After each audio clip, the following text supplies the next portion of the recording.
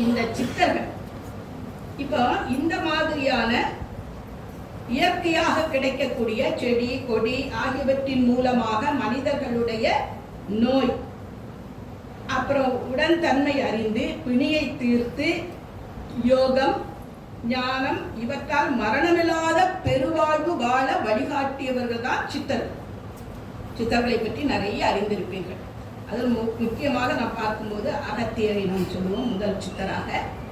அகப்பை சித்தர், அழுகுனி சித்தர், இடைக்காடர், ராமதேவர், ராமலிங்கர், நம்ம ராமலிங்கம், ஞான சித்தர், ரோமமுனி, கபிலர், இன்னும் சொல்லிக்கொண்டே திருமூலர் இல்லையா, கருவூரார், இன்னும் காபுசுண்டர், புதம்பை சித்தர், கொங்கணர், கோரக்கர், சடைமுனி, சிவவாக்கியார், தன்வந்திரி, திருமாளிகை தேவர், தேரையர், நந்தி, பாம்பாட்டி சித்தர், புலத்தியர், புலிப்பாணி, போகர், மச்சமுனி என்று சித்தர் பரம்பரையை நாம் சொல்லிக்கொண்டே போகலாம்.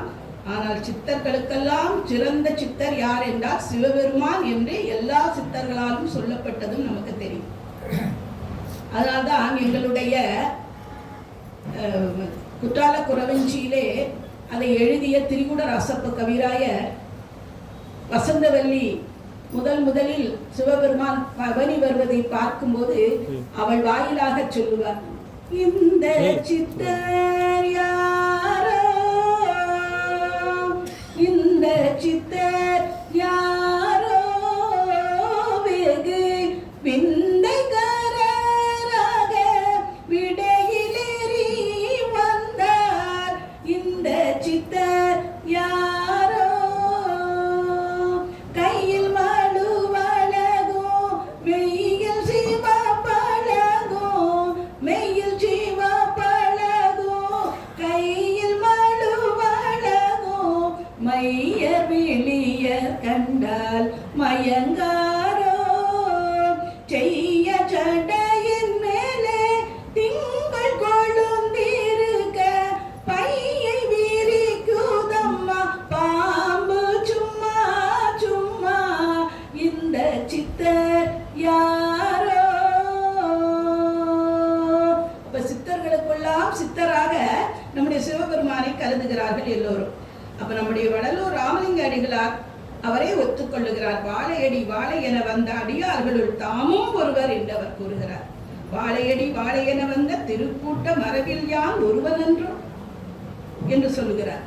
பாரதியும் அதே போல சொல்லுகிறார், எனக்கு முன்னே சித்தர் பலர் இருந்தார், அப்பா யானும் வந்தேன் ஒரு சித்தர் இந்த நாட்டிலே என்று தம்மை காட்டிக்கொள்ள, தன்னை கூட ஒரு சித்தராகவே காட்டிக்கொள்கிறார். உங்களுக்கு தெரியும், பாரதி முழுக்க நம்முடைய வள்ளலாரை பின்பற்றியவர்.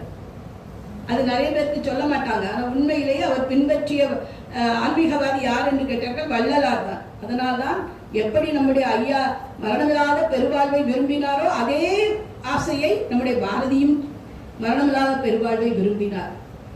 அதை தான் உண்டு. அப்ப சித்து என்பதை இரண்டு வகைகளில் நாம் அடையாளம் காண முடியும். ஒன்று, பக்தி மார்க்கத்தின் மூலமாக சித்தை அடையாளம் காணலாம். இன்னொன்று, யோக மார்க்கத்தின் மூலமாக அதை அடையாளம் காணலாம். இதனை பெறுவதற்கு ஒழுக்கங்கள் 4 என்று நமக்கு தெரியும், எல்லோருக்கும் தெரியும். ஒன்று இந்திரிய ஒழுக்கம், ஞான ஒழுக்கம், ஜீவ ஒழுக்கம், ஆன்ம ஒழுக்கம். இந்த 4 ஒழுக்கம், இந்திரிய ஒழுக்கம், தரண ஒழுக்கம், ஜீவ ஒழுக்கம், ஆன்ம ஒழுக்கம் என்ற 4 ஒழுக்கங்களை இதை நாம் பின்பற்றினாலே ஓரளவிற்கு இந்த சித்து நமக்கு வயப்படும் என்ற